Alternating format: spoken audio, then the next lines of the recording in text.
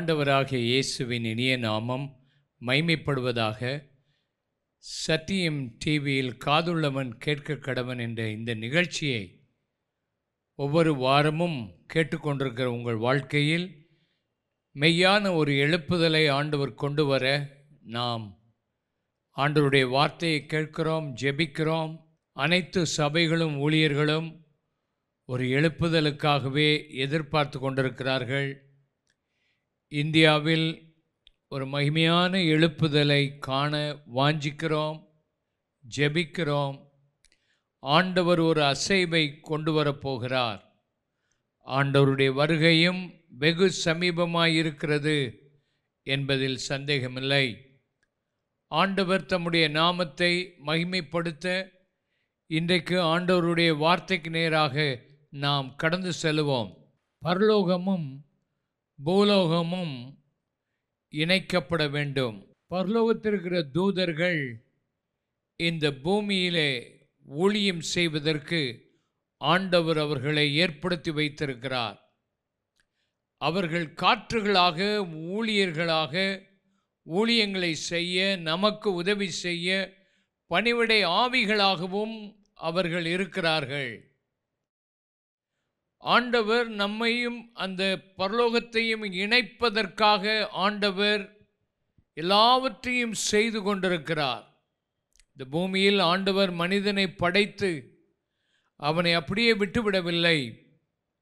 ஆண்டவர் மனிதனை இந்த பூமியிலே படைத்து அவனோடு கூட இடைப்படுவதற்காக அவரே இந்த உலகத்துக்கு வந்தார். அவர் வந்த பொழுது வேதம் சொல்லுகிறது, அவர் இம்மானுவேலனாக நம்மோடு கூட இருக்க வந்தார். நம்மை ஆயத்தப்படுத்தி அவரோடு கூட இணைப்பதற்காக அவர் எப்பொழுதுமே எதிர்பார்த்து கொண்டிருக்கிறார். யோவான் 3ஆம் அதிகாரம் 13ஆம் வசனத்தை பார்க்கும்போது, பரலோகத்தில் இருந்து இறங்கினவரும் பரலோகத்தில் இருக்கிறவருமான மனுஷகுமாரனை அல்லாமல் பரலோகத்துக்கு ஏறினவன் ஒருவரும் இல்லை. பரலோகத்தில் இருந்து இறங்கினார், பரலோகத்தில் இருக்கிறார், பரலோகத்துக்கு ஏறி இருக்கிறார் மறுபடியும். அப்படி போல இருந்தவர்கள் ஒருவரும் இல்லை. ஆண்டவராகிய இயேசு கிறிஸ்து ஞானஸ்நானம் எடுத்த போது சம்பவித்ததை நாம் பார்க்கிறோம். பரலோகத்திற்கிற பிதா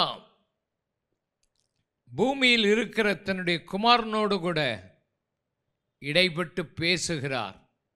அவர் ஞானஸ்நானம் எடுக்க அந்த நேரத்திலே பரலோகத்திலிருந்து ஆவியானவர் இறங்கி அவர் மேலே அமர்ந்து கொண்டிருக்கிறதை பார்க்கிறோம், சாட்சி கொடுக்கிறதை பார்க்கிறோம். இதுதான் ஆண்டவர் அடிக்கடி இந்த பரலோகத்துக்கு இந்த பூலோகத்துக்கு ஒரு இணைப்பை கொடுக்கிறார். பட்டணத்தில் எழுப்புதல் வர வேண்டும், சபைகளில் எழுப்புதல் வர வேண்டும். இந்த 10 ஆண்டு காலத்திலே எழுப்புதலை நாம் பார்க்க வேண்டும் என்று நாம் இந்த நாட்களிலே கிராமங்கள் சந்திக்கப்பட வேண்டும், ஊழியர்கள் உயிர்ப்பிக்கப்பட வேண்டும் என்ற நோக்கத்தோடு கூட நாம் ஜெபங்களை நடத்தி கொண்டிருக்கிறோம், எதிர்பார்த்து கொண்டிருக்கிறோம். நிச்சயமாக ஆண்டவர் பரத்திலிருந்து அவருடைய சத்தம் நமக்கு கேட்கும். ஆண்டவர் நம்மை குறித்து சாட்சி கொடுப்பார். ஆவியானவர் நம்மேலே இறங்கி வருகிற இந்த அனுபவங்களை நாம் பார்ப்போம். இந்த வசனத்தை கேட்டுக்கொண்டிருக்கிற நாம் இருதயத்தின் ஆழத்திலிருந்து நாம் வாஞ்சிப்போமே. ஆனால் ஆண்டவர் இந்த நாட்களிலே நமக்கு பெரிய காரியங்களை செய்வார் என்பதில் சந்தேகமில்லை. ஒருவன் மறுபடியும் பிறக்க வேண்டும். பிறந்தால் அவன் தேவனுடைய ராஜ்யத்தை அவன் காண்பான். ஒருவன் ஆவியினாலும் ஜலத்தினாலும் பிறக்காவிட்டால் அவன் தேவனுடைய ராஜ்யத்திலே பிரவேசிக்க முடியாது என்று எழுதப்பட்டிருக்கிறது. ஒருவன் மறுபடியும் பிறக்கும்போது அவனுக்கும் தேவ ராஜ்யத்துக்கு ஒரு தொடர்பு உண்டாகிறது என்பதை நாம் வேதத்திலே காண முடியும். இந்த உலகத்தில் இருக்கிற மனிதர்கள் உலகத்தையே நம்பி உலகத்துக்காகவே வாழ்ந்து உலகத்துக்காகவே சாகிறார்கள். ஆனால் தேவனுடைய பிள்ளைகளோ இந்த உலகத்தில் இருந்தாலும் தேவனுடைய ராஜ்யத்தோடு தேவனோடு கூட ஒரு தொடர்பு கொண்டவர்களாக மாற வேண்டும். இந்த நாட்களில் தொடர்ந்து இந்த வார்த்தைகளை கேட்டுக்கொண்டிருக்கிறோம், தொடர்ந்து ஜெபம் பண்ணி கொண்டிருக்கிறோம், தொடர்ந்து ஆண்டவரை எப்படியாயினும் இந்த நாட்களிலே உம்முடைய நாமம் மைமைப்பட ஒரு எழுப்புதல் வர வேண்டும். தேவனுடைய ராஜ்யம் இந்த உலகத்திலே விரிவடைய வேண்டும். இந்த தேவனுடைய ராஜ்யம் ஸ்தாபிக்கப்பட வேண்டும். தேவ ராஜ்யத்தோடு நமக்கு தொடர்பு வரணும். உம்முடைய ராஜ்யம் வருவதாக என்ற அந்த அனுபவத்தோடு கூட நாம் இருக்க ஆண்டவர் நமக்கு உதவி செய்வாராக. வால்டர் பக்லர் என்ற ஒரு கர்த்தருடைய தாசன் இருந்தார். அவர் தன் வாழ்க்கையில் ஆண்டவருடைய சமூகத்தில் காத்திருக்கிற அந்த அனுபவத்தை இழந்து போய்விட்டார். ஒரு நாள் அவர் தேவ சமூகத்தில் ஒரு தீர்மானம் எடுத்தார்.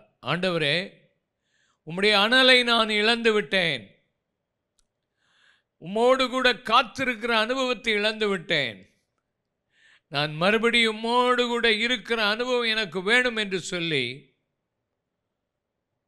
காலையில் 3 மணிக்கே எழும்ப தீர்மானித்து ஒவ்வொரு நாளும் அதிகாலை 3 மணிக்கு எழும்பி 1 மணி நேரம் அமைதியாய் ஆண்டவர் தன்னை சந்திக்கணும், ஆண்டவர் தன்னோடு பேசணும், ஆண்டவர் இறங்கி வரணும், ஆண்டவருடைய கிரியையை நான் கண்டிப்பாக பார்க்கணும் என்று சொல்லி காத்திருந்தார். 1 வருடம் அந்த அதிகாலை நேரத்தில் 1 மணி நேரம் ஆண்டவரை சந்திக்க, அவரோடு பேச காத்திருந்து 1 வருடம் ஒன்றுமே நடக்கலை. அந்த 1 மணி நேரம் அவர் அமைதியாக காத்திருப்பார், ஆண்டவரை சந்திக்கணும் என்ற நோக்கத்தோடு.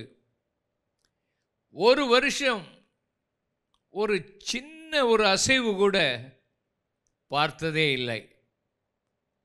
1 வருடம் கழித்து அவர் அதிகாலையில் எழும்பி ஒரு நாள் காத்திருக்கும்போது கதவு திறக்கிற சத்தம் கேட்கிறது. நடந்து வருகிற சத்தம் கேட்கிறது. ஆண்டவருடைய பிரசன்னம் அந்த அறைக்குள் வந்து அவரை சந்திக்கிற அனுபவத்தை அடைந்தார். அந்த நாட்கள் முதல் தேவதூதர்கள் இவரை சந்தித்து இவரை பல தேசங்களுக்கு அழைத்து சென்று அவரை வல்லமையாக பயன்படுத்தி இருக்கிறார்கள். கோல்டன் விக்ரமராத்தனே என்ற ஒரு தேவனுடைய ஊழியர் இலங்கை தேசத்திலே அசம்பிளிஸ் ஆஃப் காட் ஜெனரல் சூப்பரிண்டெண்டண்டாக பணியாற்றினவர். தன்னுடைய வாழ்க்கையின் அனுபவத்தை அவர் சொல்லும்போது ஒரு குறிப்பிட்ட பெயரை ஆண்டவர் அவருக்கு அறிவுறுத்தி, இவர் உன்னை சந்திப்பார் என்று ஆண்டவர் அவருக்கு சொன்னபோது அவர் எங்கே போனாலும் எந்த கூட்டத்தில் இருந்தாலும் அந்த பெயர்களை அவர் சொல்லி அப்படிப்பட்டவர்கள் எங்கேயாவது இருக்கிறார்களா என்று அவர் தேடுவது வழக்கம் உண்டு. ஆனால் ஒரு நாள் அவர் ஆகாய விமானத்தில் பிரயாணம் பண்ணி கொண்டிருக்கும் போது பக்கத்து சீட்டிலே ஒருவர் வந்து அமர்ந்தது போல் இருந்தது. அவர் இவரோடு பேச ஆரம்பித்தார். அந்த பெயரை சொன்னார். உம்மைத்தான் நான் இத்தனை ஆண்டுகள் தேடி இருக்கிறேன், என்னோடு பேச விரும்புவது என்ன என்று கேட்டபோது, ஆசியாவில் உள்ள என்னுடைய அருமையான ஊழியர்கள் தூங்கிக் கொண்டிருக்கிறார்கள், அவர்களை நான் பயன்படுத்த வேண்டும் என்று ஆண்டவர் விரும்புகிறார். ஆசியாவுக்குள்ளே ஒரு மிகுந்த எழுப்புதல் உண்டாகும், அதற்கு நீ அந்த ஊழியர்களை தட்டி எழுப்ப வேண்டும் என்ற அந்த செய்தி அவருக்கு கிடைத்தது. அதற்கு பின்புதான் இலங்கை தேசத்திலே அவர் இம்பட்டஸ் என்ற ஒரு ஊழியத்தை ஆரம்பித்து உலகமெங்கிலும் இருந்து ஊழியர்களை அழைத்தார். ஆசியாவில் உள்ள ஊழியர்களையும் அழைத்தார். ஆசியாவில் உள்ள ஊழியர்களே, ஆண்டவர் மற்ற இடங்களில் ஊழியர்களை பயன்படுத்தி கொண்டிருக்கும் போது ஆசியாவில் உள்ள ஊழியர்கள் தூங்கிக் கொண்டிருக்க கூடாது, என்ன நடக்கிறது என்பதை பாருங்கள் என்று சொல்லி எல்லா தேசத்திலும் உள்ளவர்களை அழைத்து சேலஞ்ச் பண்ணினார். அதற்கு பின்புதான் நான் அந்த கூட்டத்துக்கு போயிருந்தேன். அந்த கூட்டத்துக்கு போன போது பல இடங்களில் இருந்து வந்த தேவனுடைய ஊழியர்கள் தங்கள் அனுபவங்களையும் தங்கள் சாட்சிகளையும் தங்கள் தேசங்களில் ஆண்டவர் என்ன செய்திருக்கிறார் என்பதையும் கேட்டபொழுது என் வாழ்க்கையில் உற்சாகம் வந்தது. எங்கள் தேசங்களிலும் எங்கள் ஆசியா கண்டத்திலும் ஆண்டவரை சபைகளை எழுப்ப வேண்டும், ஊழியர்களை எழுப்ப வேண்டும் என்று சொல்லி அன்றைக்கு உள்ளத்திலே பாரம் வந்தது. நம்முடைய ஆண்டவருடைய உள்ளத்தில் இப்படிப்பட்ட பாரம் ஆசியாவை குறித்து இருக்கிறது. நாம் ஏழைகள், நம்மால் ஒன்று செய்ய முடியாது, எல்லாம் வெளிநாடு, அவங்களுக்கு தான் எதையும் சாதிக்க முடியும் என்று நினைத்த காலங்கள் போய் ஆண்டவர் நம்முடைய தேசத்தில் நல்ல நல்ல ஊழியர்களை எழுப்பி இருக்கிறார். ஆண்டவர் ஆசியா கண்டத்தை சந்தித்து கொண்டிருக்கிறார். இப்பொழுது இருக்கிறதை பார்க்கிலும் பெரிய எழுப்புதலை நாம் காண்போம். ஏதோ ஒரு ஊழியத்தை செய்து கொண்டிருக்கிறோம் என்று எண்ணிக்கொண்டிருக்க வேண்டாம். கர்த்தர் நம்மை எதிர்பார்த்து கொண்டே இருக்கிறார். நம்மை அர்ப்பணிப்போம். நம்முடைய தேசத்தில் சந்திக்கப்படாத கிராமங்களை சந்திப்போம், சந்திக்கப்படாத மாவட்டங்களை சந்திப்போம், மாநிலங்களை சந்திப்போம். ஆண்டவர் அற்புதங்களை செய்ய போகிறார். கிராமங்களிலே மரித்தவர்கள் உயிரோடு எழும்பப் போகிறார்கள். கிராமங்களை ஆளுகை செய்து கொண்டிருக்கிற பயங்கரமான இருளின் அதிகாரம் விட்டு போகப் போகிறது. மந்திரவாதிகளின் கொட்டங்கள் அடங்கப் போகிறது. தேவனுடைய ஊழியர்களை ஆண்டவர் வல்லமையாய் எடுத்து பயன்படுத்த போகிறார். காத்திருந்து தேவனுடைய சந்திப்புகளை நாம் பெறுவோம். தேவாதி தேவன் நம்மை பற்றி வைத்திருக்கிற மகா பெரிய நோக்கத்தை நிறைவேற்றுவோம்.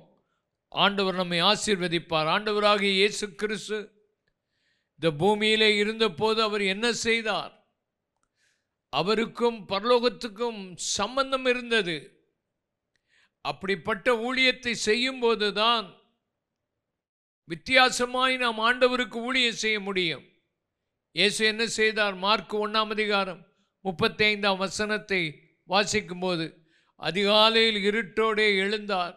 புறப்பட்டு வனாந்தரமான ஓரிடத்துக்கு போய் அங்கே ஜெபம் பண்ணினார் என்பதை வாசிக்கிறோம். ஏசாயா 50:4 நாம் வாசிக்கும் போது, இளைப்படைந்தவனுக்கு சமயத்துக்கேற்ற வார்த்தை சொல்ல நான் அறியும்படிக்கு கர்த்தராகிய ஆண்டவர் எனக்கு கல்விமானி நாவை தந்துரளினார். காலைதோறும் என்னை எழுப்புகிறார். கற்றுக்கொள்ளுகிறவர்களைப் போல நான் கேட்கும்படி என் செவியை அவர் திறக்கிறார் என்று எழுதப்பட்ட வாக்கியத்தை நாம் பார்க்கிறோம். ஆண்டவர் என்ன செய்தார்? அவர் காத்திருந்தார். பிதா என்ன சொல்லுகிறார்? தான் எங்கே போனோம்? தானாய் அவர் ஒன்றும் செய்யவில்லை. யோவான் 5:19-20 நாம் வாசிக்கும் போது இயேசு அவர்களை நோக்கி, மெய்யாகவே நான் உங்களுக்கு சொல்லுகிறேன், பிதாவானவர் செய்ய குமாரன் காண்கிறது எது, அதையன்றி வேறொன்றையும் தாமாய் செய்ய மாட்டார். அவர் எவைகளை செய்கிறாரோ அவைகளை குமாரன் அந்தபடியே செய்கிறார். ஆகினால் நாட்களில் ஆண்டவர் என்ன செய்கிறார், பிதா என்ன செய்கிறார், அதை பார்க்கணும். யோவான் 5:30 வாசிக்கும் போது அழகாக சொல்லுகிறார், நான் என் சுயமாய் ஒன்று செய்கிறதில்லை, நான் கேட்கிறபடி நியாயம் தீர்க்கிறேன். எனக்கு சித்தமானதை நான் தேடாமல் என்னை அனுப்பின பிதாவுக்கு சித்தமானவைகளை நான் தேடுகிறபடியினால் என் தீர்ப்பு நீதியாயிருக்கிறது.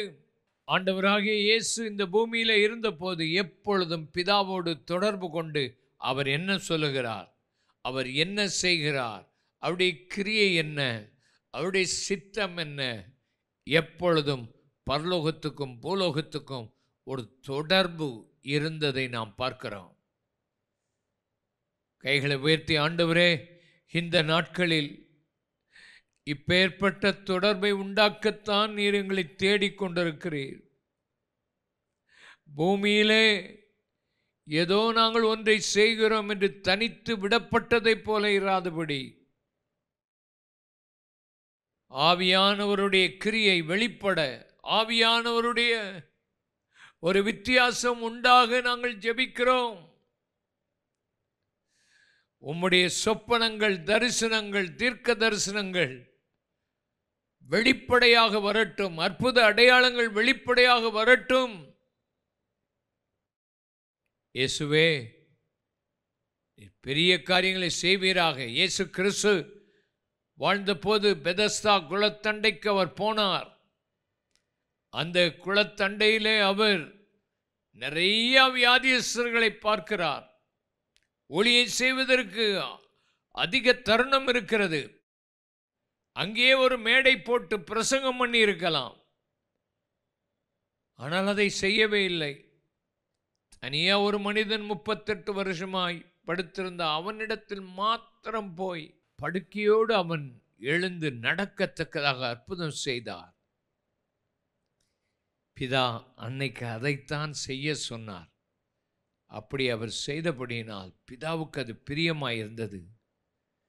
பிதா அவரை வல்லமையாய் பயன்படுத்தினார். இன்றைக்கும் ஆண்டவர் நம்மோடு கூட இடைப்பட, அவர் சொல்லுகிறதை செய்ய,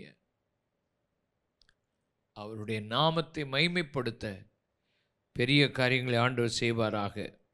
ஏசாயா தீர்க்கதரிசியின் புஸ்தகம் 33ஆம் அதிகாரம் 14ஆம் வசனம் முதல் பார்க்கும்போது, சீயோனில் உள்ள பாவிகள் திகைக்கிறார்கள்.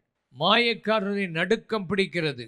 பட்சிக்கும் அக்கினிக்கும் முன்பாக நம்மில் தரித்திருப்பவன் யார்? நித்திய ஜுவாலைக்கு முன்பாக நம்மில் தாபரிப்பவன் யார் என்கிறார்கள்.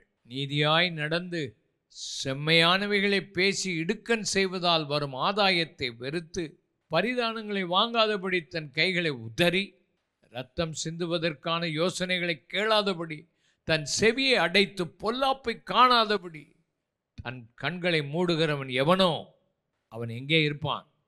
உயர்ந்த இடங்களில் வாசம் பண்ணுவான். கண்மலைகளின் அரண்கள் அவனுடைய உயர்ந்த அடைக்கலாம். அவன் அப்பம் அவனுக்கு கொடுக்கப்படும். அவன் தண்ணீர் அவனுக்கு நிச்சயமாய் கிடைக்கும். உன் கண்கள் ராஜாவை மகிமை பொருந்தினவராய் காணும். தூரத்தில் உள்ள தேசத்தையும் பார்க்கும். சீயோனிலே பாவிகள் திகைக்கிறார்கள். நடுக்கம் அவர்களை பிடிக்கும் என்று வேதம் சொல்லுகிறது. சீயோனிலும் சபையிலும் ஜனங்கள் பாவம் செய்து கொண்டிருக்கிறதை பார்க்கிறோம். அவங்கள நடுக்கம் பிடிக்கும், திகைப்பார்கள் அவர்கள்.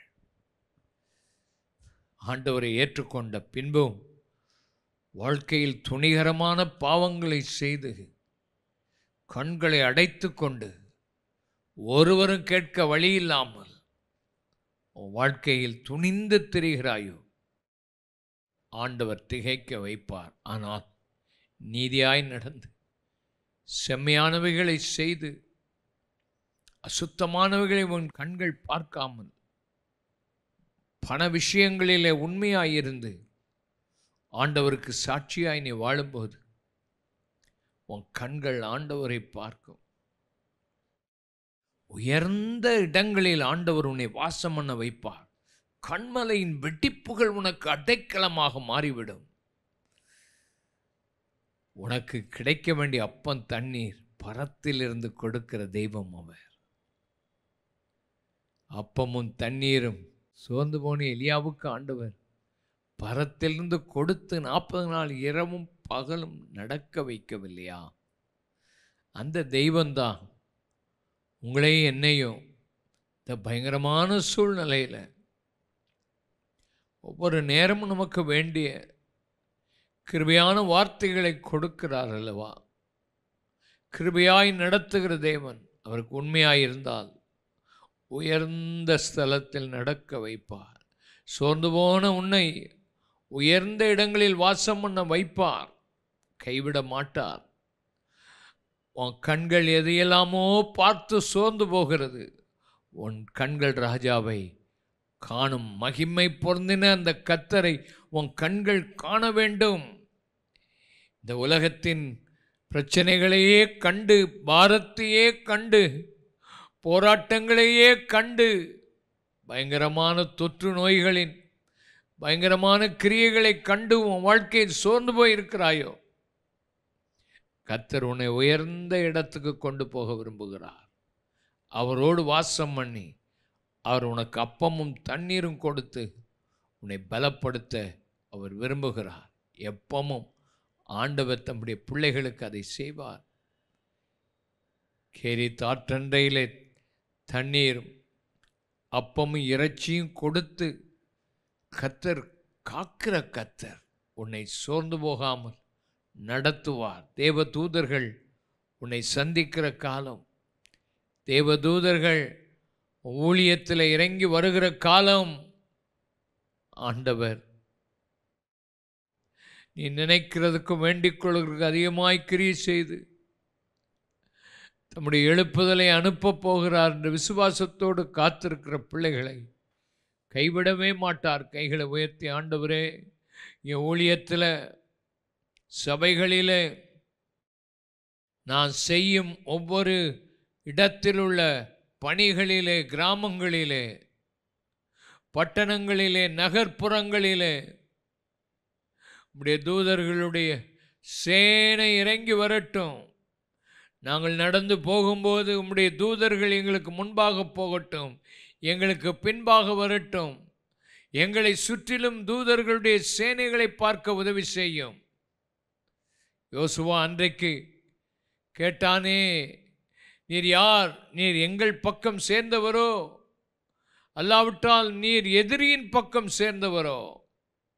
நான் சேனையின் அதிபதியாய் உனக்காக வந்திருக்கிறேன் என்று சொன்ன அதே கர்த்தர் தூதனை அனுப்பி எரிகோவின் கோட்டைகளை தகர்க்க, அற்புதம் செய்ய ஆண்டவர் சூரியனை நிறுத்த, சந்திரனை நிறுத்த ஆண்டவர் கிருபை அளித்தாரே, அதே தேவன் இன்றைக்கும் உனக்கு பெரிய காரியங்களை செய்ய அவர் காத்திருக்கிறார் என்பதில் சந்தேகமில்லை. கொலோசையர் 3ஆம் அதிகாரம் 1 முதல் சில வசனங்களை நாம் வாசிப்போம். நீங்கள் கிறிஸ்துவுடனே கூட எழுந்ததுண்டானால் தேவனுடைய வலது பாசத்தில் வீட்டிற்கு இடத்தில் உள்ள மேலானவைகளை தேடுங்கள், பூமியில் உள்ளவைகள் அல்ல, மேலானவைகளை நாடுங்கள். நீங்கள் மரித்தீர்கள், உங்கள் ஜீவன் கிறிஸ்துவுடனே தேவனுக்குள்ளே மறைந்திருக்கிறது. ஜீவனாகிய கிறிஸ்து வெளிப்படும் போது நீங்களும் அவரோடு கூட மகிமையில் வெளிப்படுவீர்கள். ஆகையால் விபச்சாரம், அசுத்தம், மோகம், துர்ரிச்சை, விக்கிர ஆராதனையான பொருளாசை இவைகளை பூமியில் உண்டு பண்ணுகிற உங்கள் அவயவங்களை எல்லாம் நீங்கள் அழித்து போடுங்கள் என்று எழுதப்பட்டிருக்கிறதே. பூமிக்குரியவைகள் அல்ல, மேலானவைகளை தேடுங்கள், மேலானவைகளை நாடுங்கள். பூமியிலே நீங்கள் செய்கிற அத்தனை அசுத்தமான பாவங்கள், மோகங்கள், இச்சைகள், துர்ரிச்சைகள், விபச்சாரங்கள், வேசித்தனங்கள் இவைகளை பூமியில் உண்டு பண்ணுகிற உங்கள் அவயவங்களை அழித்து போடுங்கள்.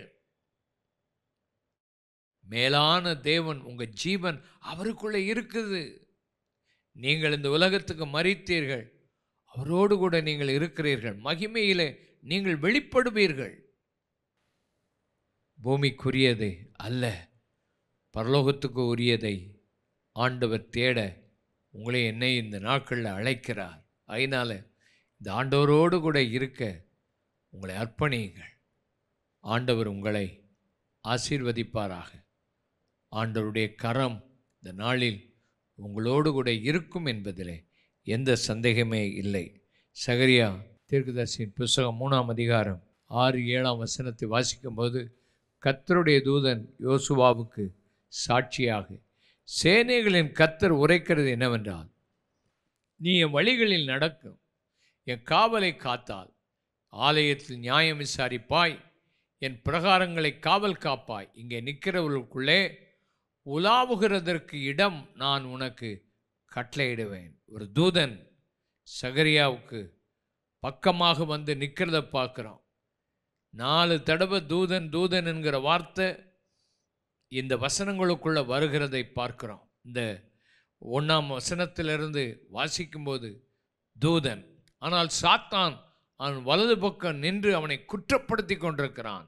ஆனால் ஆண்டவரோ அவனுக்கு வஸ்திரங்களை மாற்றி சுத்தமான பாகையை அவன் தலையிலே வைத்து அவனுடைய வாழ்க்கையை மாற்றி அவனுக்கு சொல்லுகிறார், நீ என் காவலை காத்தாயானால் என்னோடு கூட நானும் உன்னோடு கூட இந்த இடத்துல உலாவுகிறதற்கு உனக்கு இடம் உண்டாக்குவேன் என்று சொல்லுகிறார்.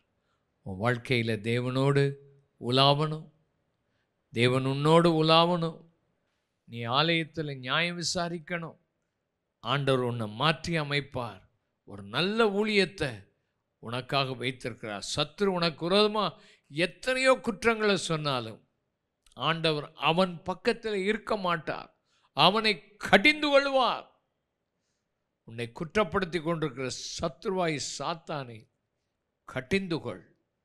ஆண்டவரும் கடிந்து கொள்வார். உன் பட்சத்தில் அவர் இருப்பார்.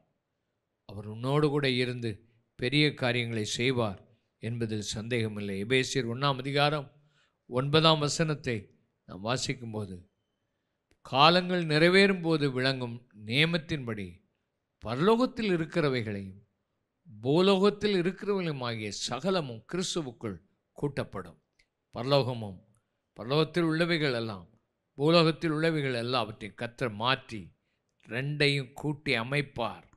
அதனால்தான் தூதர்களுடைய பணிவிடைகள், தூதர்களுடைய ஊழியங்கள் நமக்கு தேவை. நம்முடைய மத்தியிலே பரலோகமும் பூலோகமும் இணைக்கப்பட்ட அந்த அனுபவத்துக்கு வர வேண்டும். யோவான் 1:51 நாம் பார்க்கும்போது, வானம் திறந்திருக்கிறதையும் தேவதூதர்கள் மனுஷகுமாரனிடத்தில் இருந்து ஏறுகிறதையும் இறங்குகிறதையும் நீங்கள் இது முதல் காண்பீர்கள் என்று மெய்யாகவே உங்களுக்கு சொல்லுகிறேன். வானம் திறந்திருக்கும். இயேசு இந்த பூமிக்கு என்னைக்கு வந்தாரோ வானம் திறந்திருக்கிறது. தேவதூதர்கள் ஏறி இறங்குவார்கள் என்று எழுதப்பட்டிருக்கிறபடி இந்த நாட்களில் கர்த்தர் ஒரு எழுப்புதலை தரப்போகிறார்.